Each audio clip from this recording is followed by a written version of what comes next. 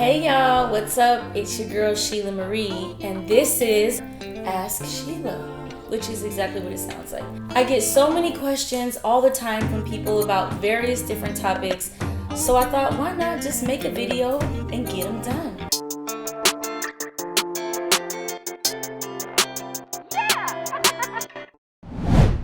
Why do you think people force their marriage views onto others?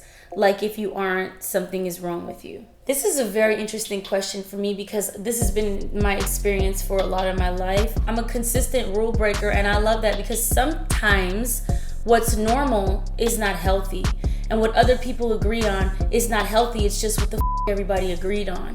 And a lot of people have too much fear within them of the unknown to really test those boundaries, to really like deconstruct and reconstruct, for you to really create a life that is your own, that you have constructed from the bottom up. Takes a lot of courage, takes a lot of brushing up with fear. It takes you being open to getting criticized. It takes you being open to the unknown.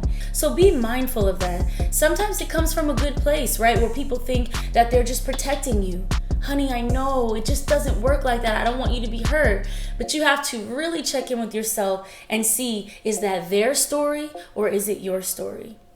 And just keep going. Don't be afraid to create new things, and don't be afraid for people to not understand. Everybody doesn't understand. Only you have to. All right. For a long time, I've had this dream inside of me and haven't pursued it out of fear that I would fail. I'm no longer afraid and ready to pursue my dream. I know you're very busy. I was just hoping to get one piece of advice that you've learned from being your own boss and becoming successful. I would say if you're going to pursue a dream and you want to be successful, to make sure that you have very clear parameters around what success looks like to you. Sometimes we're living in the midst of what we identified as success and we're just not allowing it, because success is really a feeling. It's really not tied to your external circumstances. That's why you see some people who seem to have it all and they're never happy. So I would say for you to clearly define what exactly success looks like to you, and also define what you want to feel from that success. And practice feeling those things before the success, because that's the true freedom, because then you have the feelings, which is what you wanted anyway, regardless of what's going on in your outer life. I love this question. Have you always been this emotionally and spiritually aware? If not, when did that change for you? I love that question. My intuition has always been very high. I've always had that ability. And then as I got older, I talked myself out of it. And I remember it started about when I was in college. I read this book called Conversations with God.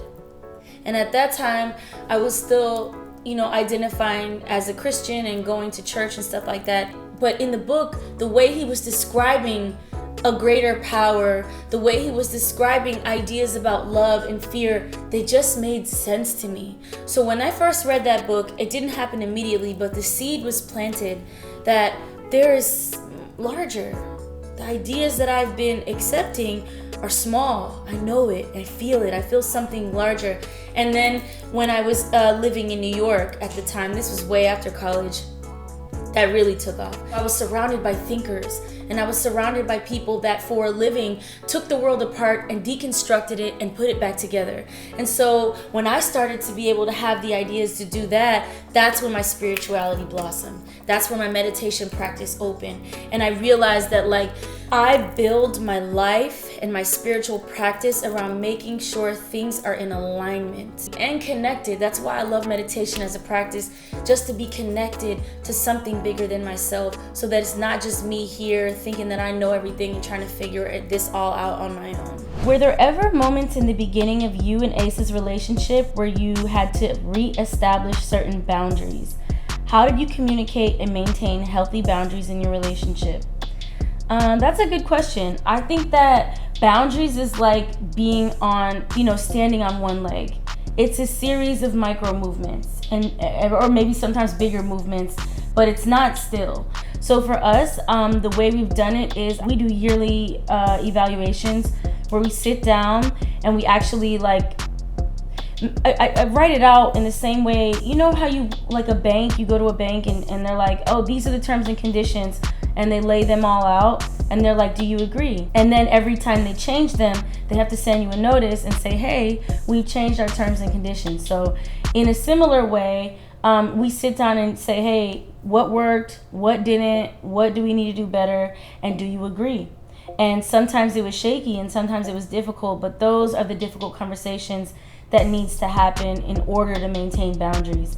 And also, you cannot have proper boundaries with two people if they're not being honest with themselves first. Because sometimes we get into relationships and we agree to things that make us uncomfortable because we want to please people, and that is not a proper boundary for that person. So it's about having enough courage and being connected enough with yourself to be honest with yourself first about what exactly you want and need in a relationship. All right, y'all, that's it for this version of Ask Shelah. Thank you so much for sending me questions. I really appreciate them. I love hearing from you. Please connect with me on my socials. I'll put them in the description box. Until next time, squaw.